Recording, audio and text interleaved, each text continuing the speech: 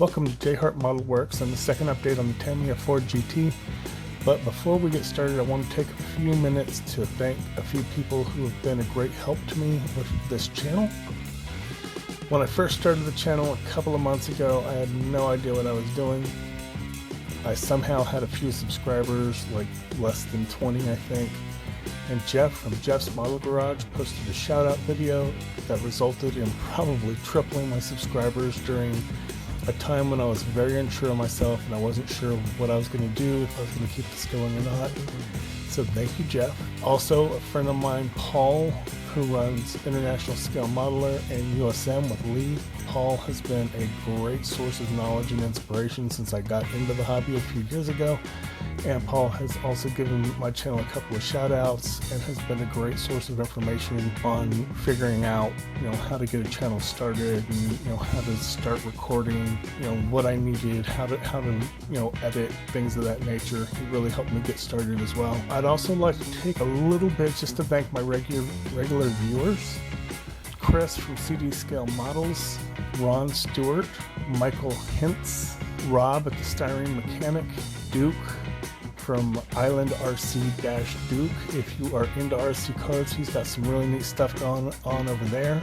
KR's Modeling Unboxing and Scale Builds, and Sean at the Scale Model Car Guy. You guys are regularly commenting and responding, and that interaction it helps me be motivated to keep making videos. I just wanted to let you guys know that I appreciate you. I appreciate your comments and your interaction, and that is a big part of what keeps me doing these.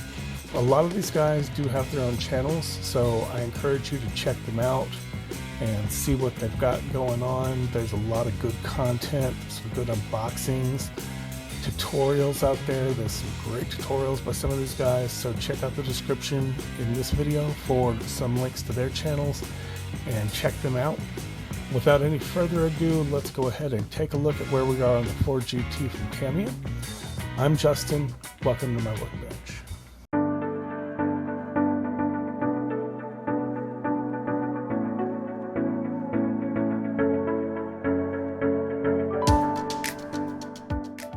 Okay, so where we left off in update number 1, we had just finished 3 coats of UMP gray primer. And now we have gone ahead and applied our base color. So we've got 4 coats of this Zero Paints McLaren Purple Pearl. So these are all sprayed. All 4 coats are just kind of light coats, build them up, and just be real gentle. Zero can sometimes be a hot paint. It can craze plastic if you're not careful. But I've found that typically if I just spray real light coats and build the color up and give it about 5 to 10 minutes between coats, spray it about 20 psi, you're usually good to go. This is a beautiful purple pearl color. I've used this on my McLaren 570S from Revell. It came out, it sprayed beautiful. And I still have easily a third of a bottle left in here. I could probably do another car with that bottle if I really wanted to. After that, you have 4 coats of that, 5 minutes apart, and then after that I then sprayed 2 light coats of Tamiya LP49 Pearl Clear Coat.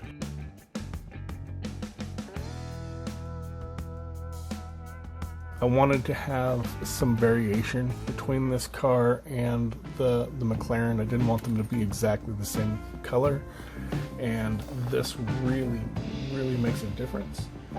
Also, these don't come in these bottles like this. I buy these are, I think they're 30 milliliter glass Boston bottles from Amazon. I get like a dozen of them for 10 or 15 bucks I think. But what I do is the Tamiya lacquer paints come in 10 milliliter bottles, and I get them from Sunward Hobby in Canada since the lacquer paints aren't available in the US. So what I do is I'll take like 2 bottles of this. I'll buy 2 bottles of the LP49. I'll empty the bottle into this Boston bottle. I will then take, for the gloss and the semi-gloss paints, I will use Tamiya's lacquer thinner with retarder, and for their flats, the flat paints and the flat clear, I'll use the one that doesn't have the retarder. And what I'll do is I'll just fill it right up to right about the bottom of that lip, just right where the neck is. Just fill it up to the bottom of the neck, put the lid back on it, shake it real good, get a paintbrush, get like this nice wide bristle brush, get in there, scrub as much of that paint as I can get back into that thinner, and then pour that thinner in here as well. And so 2 20 milliliter pots of paint turns into 40 milliliters at about a 60 thinner to 40 paint ratio, which sprays beautifully at 20 psi.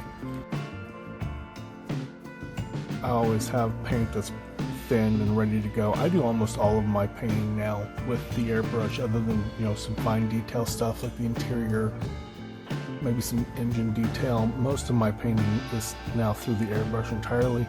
So I get these nice big bottles of thin paint just ready to go. I'll take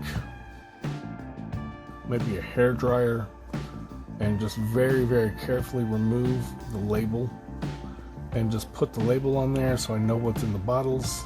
So that's how I get these. So again, right in here, we don't see any kind of ghosting or anything for those seams. They're nice and smooth. Paint went down really well. Didn't have any issues with it at all. It was, however, it was tricky. It was tricky getting color into some of the places that I really wanted color. And of course, these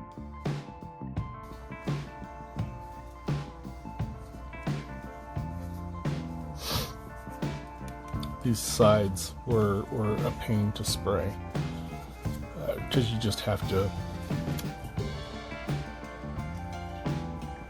angle it and twist and rotate. Again, when you're spraying for these front vents, to get the inside under it, because it's got a curve under in here. So to really get in there, it's good to spray from in here.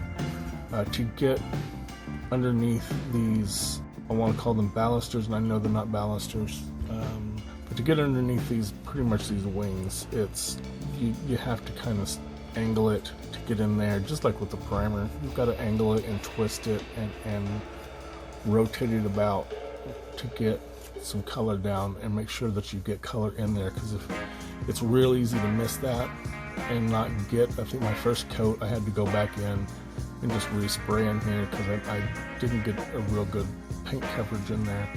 So I don't have a Tamiya stand yet. I really want one. I just haven't gotten around to getting one yet. But what I do is I take a water bottle, I put some blue tack on the top up here,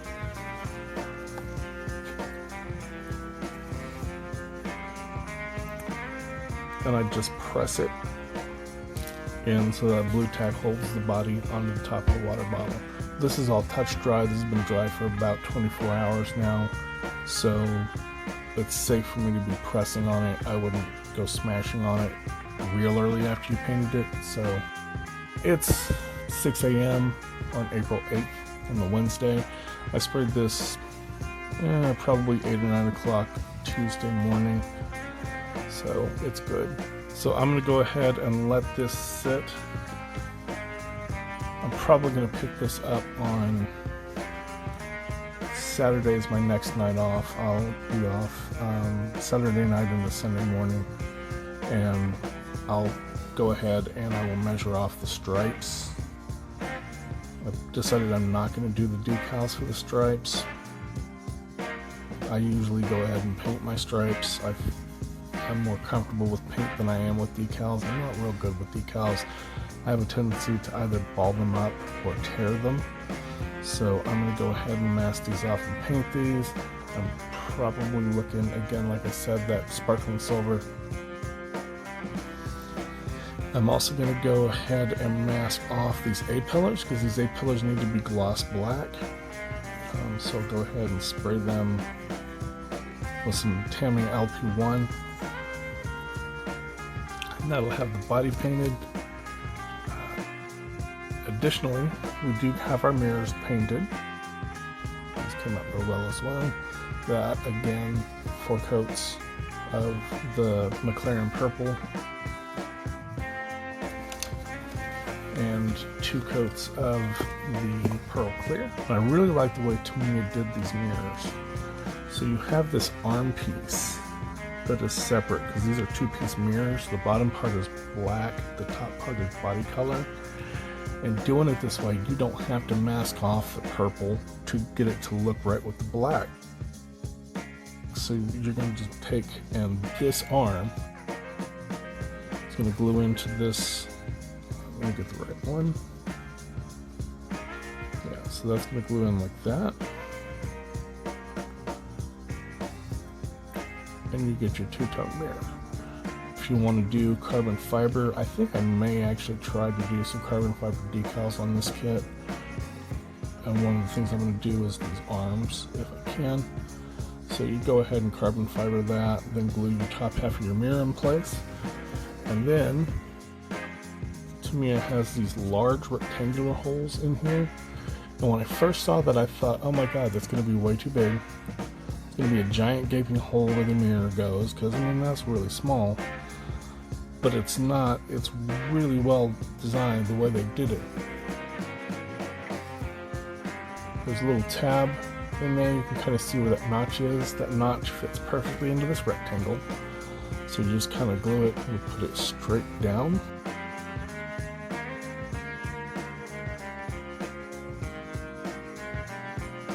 And then it's going to lay down flat like that. And when it does, it completely hides that hole. Additionally, if you look on the bottom, I don't know if you're going to be able to see this or not, but you're going to be, there's a small little tab in there where you can get a little bit of super glue, and then just when you lay this down like it's supposed to, it lays flat, so you could really get a good glue joint in there without getting any glue on the top side. So you'll have a nice clear mirror mount, and with it being laying flat in there like it's going to, it's going to be a bit stronger, so if anything, you know, hits down on there, it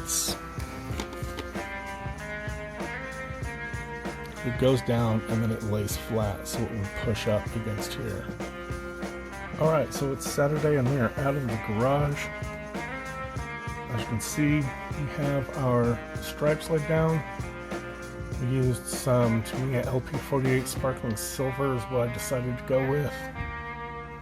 I started off by masking off the Ford emblem area.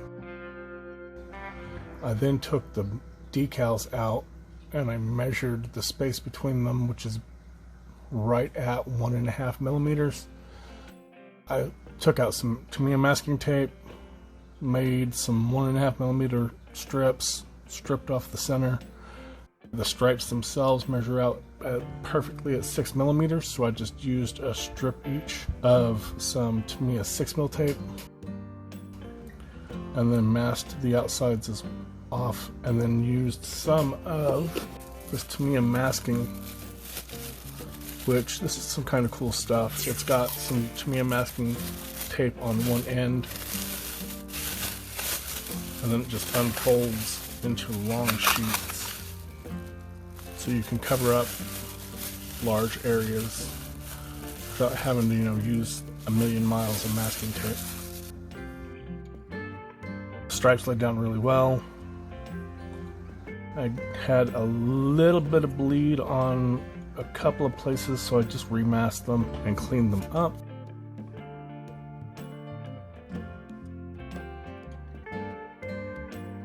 The stripes do stop right at the end of the rear deck lid, I guess. That rear spoiler. I like the way that looks. I've seen cars with the stripes going all the way down the back. I've seen cars where the stripes stop here, and I kind of like when they stop here. The other thing I did was I masked off this front area and allowed it to be sprayed with the sparkling silver as well. And the reason I did that was because when the grill goes in, normally it would just be black.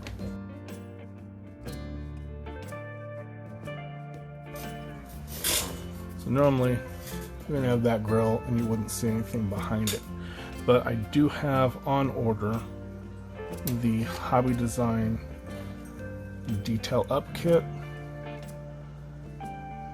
And when I get that, I'm gonna basically have to cut this mesh out and glue in their mesh, and their mesh is gonna be see-through. So leaving that silver is going to give me the appearance that there's something like a radiator or something back behind that mesh. I think that'll look a little better than just having some body color purple back there or something. The other thing I went ahead and did was masked off and did the A-pillars in some LP1 gloss black. So that's got the body taken care of.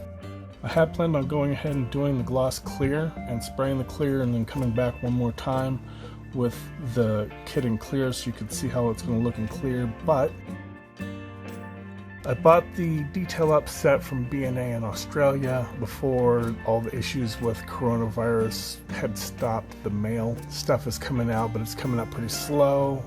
Australia Post says that they're expecting at least a couple of weeks delay. The tracking on that, Australia Post says that it's en route to the US, that it's departed. The US says they don't know anything about that. It's still sitting in Australia.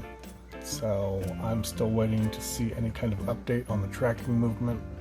Until I hear something on that, I'm going to go ahead and set this body aside and get started on the chassis and carbon fiber work. So those are going to be my next steps, and I think that's probably going to eat at least a week on trying to handle all the carbon fiber parts and get the chassis painted, mask off and spread the gunmetal gray, because I use gunmetal gray. I think it helps lighten the surface under that carbon fiber pattern so that it makes the carbon pattern a little more visible rather than having black under it. So the parts in question are going to need to be sprayed with some gunmetal. Then they're going to need to get their carbon fiber decals laid down, and that will get those ready so that when I do get to do some 2K clear, I'll be ready to clear coat those carbon fiber parts as well, and I can just do it all in one go without having to make up a whole bunch of separate batches of 2K. The detail up set contains a raised lettering Ford emblem. So my plan is, and the reason why I'm not clear coating this part first, I'm not just going to go ahead and put the decal on it and clear coat it, is my plan is to take the Ford emblem logo from the decal set and put that over the photo etch part, and then hit it with some decal setting solutions, probably some strong, or maybe some of the extra strong from Ultimate. Give that a shot and test that out, because I haven't gotten a chance to test these yet. I got a set of these in. I got the set of all three of these in. So I haven't gotten to test them yet to see how they compare to the Microsol and Microset that I'm used to using. I'm not a huge fan of which one's the red one? Sol. I'm not a huge fan of Sol because I'm horrible with decals. I'll be honest with you, I'm absolutely horrible with it. And I've had it work one time really well on a Lamborghini Aventador, and every other time that I've used it, I've pretty much just melted decals with it. I don't know if I'm just using it too hard. I don't know if honestly, I probably just don't know how to use it right. But I'm going to try the Ultimate decals and see if I can't get just a raised texture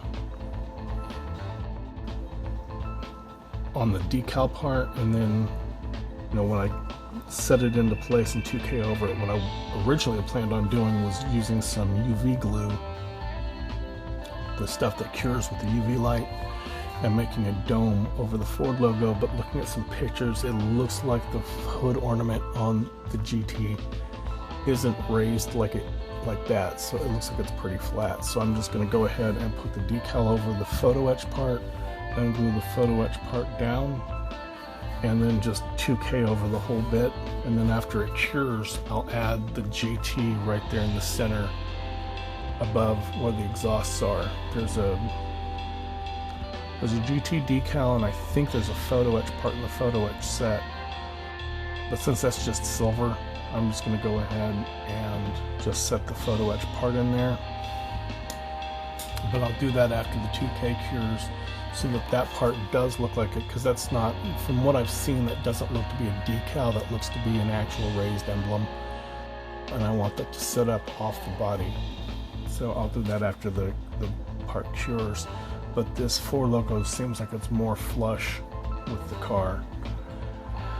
So yeah, that's the plan, that's where we're going. So pretty much I've got a week of photo etch decaling ahead of me, maybe 2, depends on how long it takes me and how long I procrastinate, which I'm good at. Other than that, if you like what I'm doing, go ahead and hit that subscribe button. Hit the notification bell to be notified when I post new videos. If you like this video, give it a like. Leave me some comments below. I'd love to interact with you guys. I've had some real good conversations in the comment section here recently. And as always, thanks for watching, and have a great day.